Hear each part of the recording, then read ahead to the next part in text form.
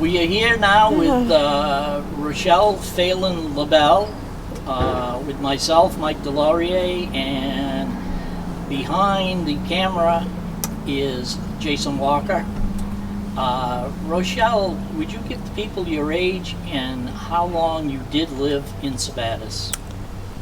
I am 80 years old, and I lived in Sabattus for 41 years. I lived on Conway Street for 5 years, and then we moved to Main Street and lived there. After I married Paul, I still lived in the same house.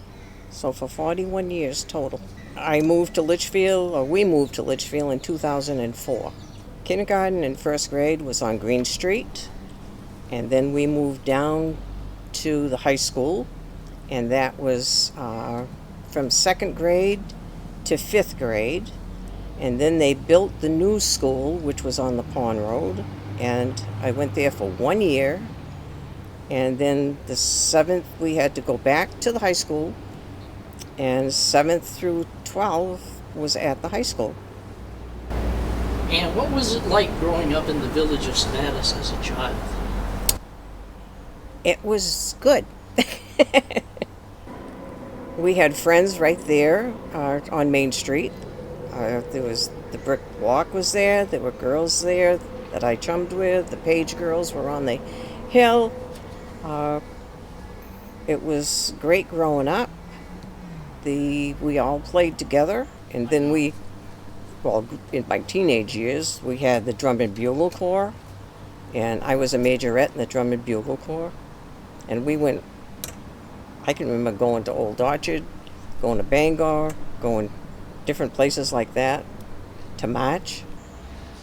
And we did things all together right there in that little community. Okay. And you mentioned the brick block. There may be some people listening that don't know what the brick block was. Okay. Would you mind explaining that? The brick block was part of the mill at one point. We had two of them, which was a small brick block, was on one side of the river, and that only had 2 apartments. And I want to say 7 or 8 in the big brick block that was on Main Street. The teenage years, we did a lot. We went, I want to say, skating on the brook, which was on the Island Road. We walked to Martin's Point. We did a lot of walking. We went to Long Beach. The roller skating rink was open at that time. We went up to the roller skating rink. After a while, that closed and it became a dance hall. So we went up to the dance hall.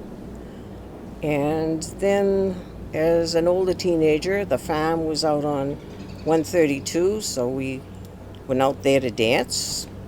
Everything pertained to the high school. Every Friday night we had dances, I believe. We played basketball.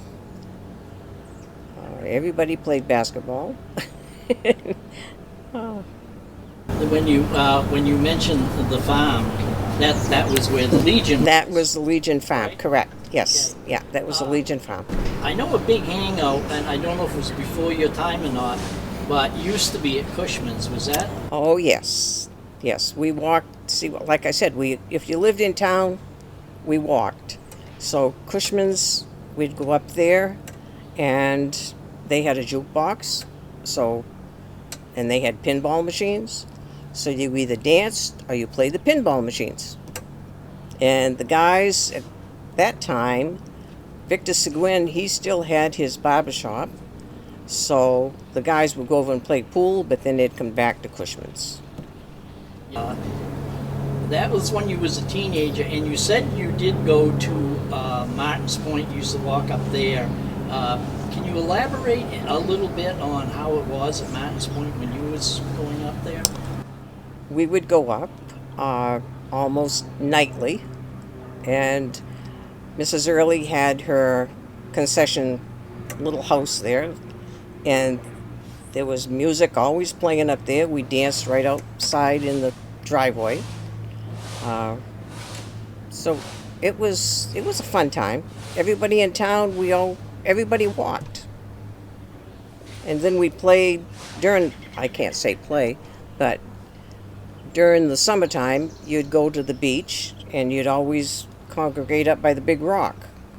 And I thought that rock was so huge. And I went up there a few years back and I thought, that rock's not as big as I used to think it was. Yeah, no, snowbanks aren't as tall as they were when you were 6 years old. Either. That's right, You know, yeah. so that's But about the way same. back when I was when I was 10 years old, I don't know if you want to go back then, That's fine with it. but we picked beans. Okay, so we would go to the high school and up on Main Street, get on the bus. Lucy Videtto was our, I guess, chaperone, and we'd take our lunch and we'd go out to Wales and up to the ham farm and we would pick beans. And then I also delivered newspapers, and Mickey and we would pick the newspapers up at Hewlin's store, and we would go all the way up to Martins Point and go up over Lakeshore Drive or something like that. But we'd go way up in there. And in the winter, it was hard because my father had built us a box to put on the sled. So we'd put the newspapers in there, but then we would start the hill that's up by Johnny Coben's. We would get in that sled and we'd drive. we'd slide all the way down the hill, and then we'd go up there to deliver our newspapers. But we delivered all over town. Yeah. So, what did you do after high school? After high school, when I graduated from high school, I went to Boston. The 2 days after I graduated, I applied for a job at Bates Mill, and I went 2 days after that. I was hired right away and went in to work at the Maine office. I worked in the tabulating department for 5 years there. I went to work in '73 at the school lunch program. In 1973, that was, my father had a stroke, and everybody knew him. Wallace Phelan, everybody knew him all over town. Vicki started kindergarten. I started the hot lunch program. And there was Fanny Strout, Mary Rice, and myself. And we started out, there was always like 400, 500 kids that would be there. And I can't remember any time at all through the time I was there, and that was 33 years, that we didn't feed over 300 kids. And we had the breakfast program, we fed senior citizens, we had Meals on Wheels. And everybody that mentions you to me through that program always has wonderful things to say. Yeah. I had a party out here last year, a couple of years ago, and put the pictures of the girls on, and there was over 200 and something people and they wanted the recipes of different things we had. They mentioned Bubble and Squeak. They mentioned cranberry bars. They mentioned the bread. But at that time, you just cooked, and you knew everybody, and they knew us. And when we started, and I can't say only myself, but when we started in the school lunch program, you knew everybody in town. Everybody was more or less related. You knew everybody. When I ended that, when I retired in 2004, the names had changed so much. So much.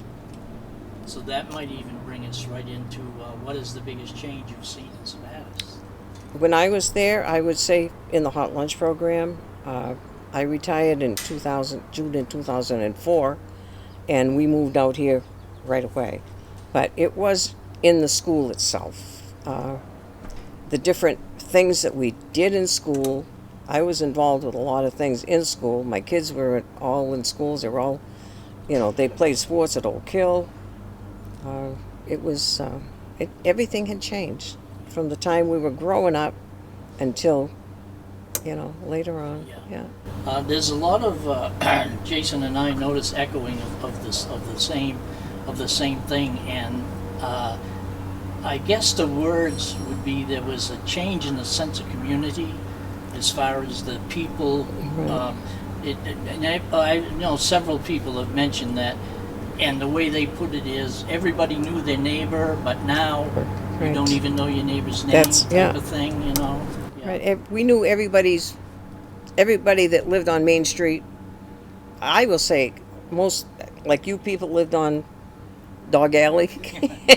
I mean, we knew every house that was there. Right. We knew who lived in that house. Right. Paul became, because during our married years, he became fire chief in '77, and that all changed. He was fire chief for 10 years, and at that time, he was assistant fire chief from Ralph Winslow, and the Oak Hill had burnt that year, and so that was big. The biggest thing that happened when he was fire chief, besides the forest fires and all the houses and everything, was the Condite burning down. And I was dispatching that day, and because Marge Barrio, she was the regular dispatcher, and she was out of town.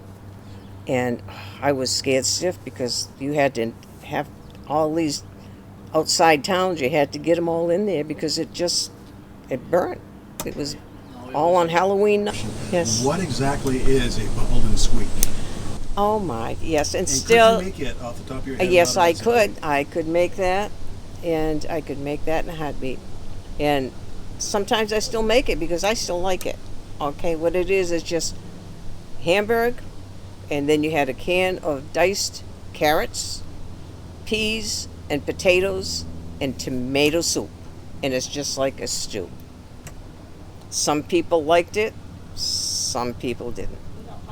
The biggest meal of all would be Thanksgiving meal and Christmas when we had the turkeys, but we'd have to cook like 8 turkeys and debone them and take all that meat off, and then we'd have the turkey and gravy. And the biggest thing is, if they found a bone, they could get a free ice cream. So they kind of figured it out. We thought they'd get a big bone. They started finding the little bones and breaking them in half with their friends. So 2 of them would come up and have the same bone broken in half, and they'd each get an ice cream. Yeah. I bet they can't do that this. I didn't think of it then. Oh yeah, we had the free ice cream. Oh yeah, Thank for the bones. It's been a pleasure talking to you. Like I said, don't be surprised if you see us back again. Oh. And we thank you very much. Oh, you're welcome. It was great. Mike and Ann.